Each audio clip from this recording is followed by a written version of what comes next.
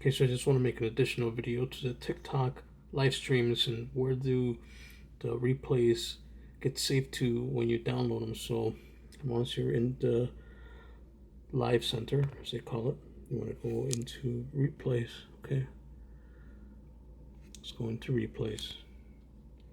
Now this is for Android, so as far as iPhone, I'm not too sure, but as you can see, I have two live streams. I haven't downloaded this one. I downloaded this one just as an example. So you hit this here, you just click on that, download it, right? And then it's saved to your gallery on Android. Let me show you. Okay, so you want to go to your gallery. Okay, so there it is. There's the video, the live stream that I filmed earlier. Okay, nothing major, just something to show you as an example.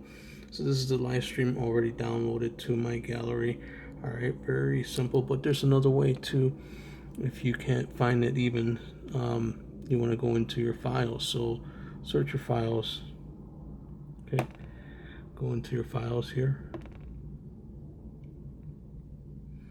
Okay, so now you're in your files, you want to go to videos. And then once you're in your videos, it's right there. It's your first video on your camera. So if I tap on that, it's even telling you where it's saved to. Let's click on it so we can view it.